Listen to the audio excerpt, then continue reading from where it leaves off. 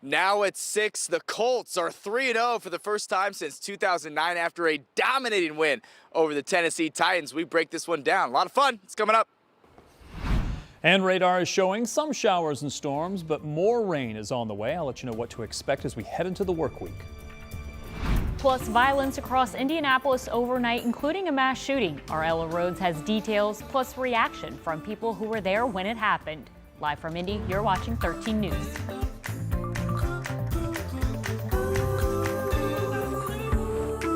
Tonight, IMPD is investigating a string of shootings across Indianapolis, including a deadly mass shooting on the northwest side. Our Ella Rhodes was at the scene where 2 people died and has more details on what happened. IMPD says 2 people died in an early Sunday morning shooting in this parking lot behind me, just off of Shore Terrace and Eagle Creek Parkway. IMPD says 5 other people were injured. Just after 2 a.m., Perry Hilliard heard nonstop gunshots from inside his car. It's like the shots actually got faster. He had his car parked in this liquor store parking lot a few feet away from where IMPD says 2 men died and 5 others were injured. All men except for 1 woman. A police report from IMPD says 57 officers responded to the shooting. Yellow tape blocked off the parking lot and nearby strip mall for hours. Hilliard says people came from this lounge, Vibes, and went to the parking lot of the liquor store next door and hung out. Police say a disturbance occurred before the shooting in the parking lot. It's sad that the families have to go through the loss of their relatives.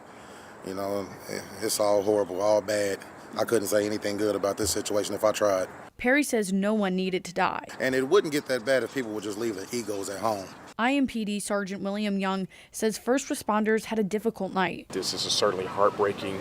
Obviously, you know that we've had a busy night. Our Metro officers have been extremely busy. Hours earlier, 5 miles away from this shooting, IMPD responded to a shooting on Georgetown Road. It's also a responsibility as adults to make sure that we act as adults and do everything that we can to keep ourselves safe. Over the summer, Indianapolis saw a number of deadly shootings, including juveniles. Perry says something in the city needs to change. It doesn't make sense for all this to keep happening so frequent in the city like it does. This is an active investigation, and as we learn more information, we'll be sure to keep you updated. In Indianapolis, Ella Rhodes, 13 News. IMPD said 3 of the victims were in critical condition and 2 in serious but stable condition when EMS took them to the hospital. You heard officers mention earlier that just before that mass shooting, they were on the scene of a triple shooting around 11:30. This also on the northwest side at 56th Street and Georgetown Road. That's where police found 3 victims with gunshot wounds. They detained 1 person of interest in the shooting. Anyone with information on the shootings is asked to call Metro Police.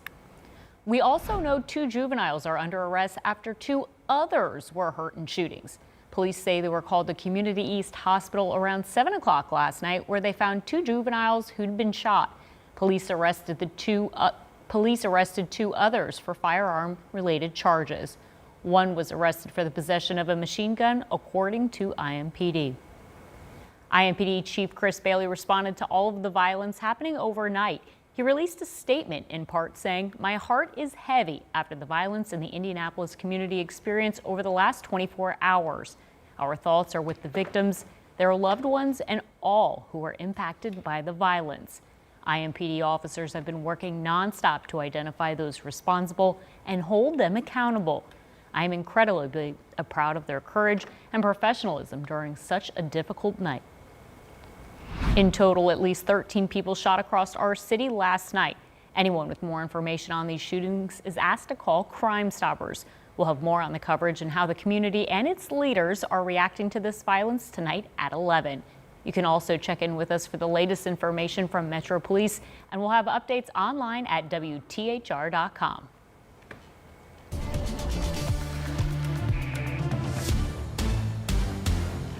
All right, well, some much needed rain sprinkling certain areas today. Yeah, we had some overnight and a few spots. It poured at my house last night. Lucky. Yeah, I know, and not everyone did receive that rain, but I think if you didn't get any last night or any rain that's maybe falling this afternoon, I think you have a better chance over the next couple of days, especially on Monday. That's going to be the best chance for rain. So let's go ahead and show you the radar.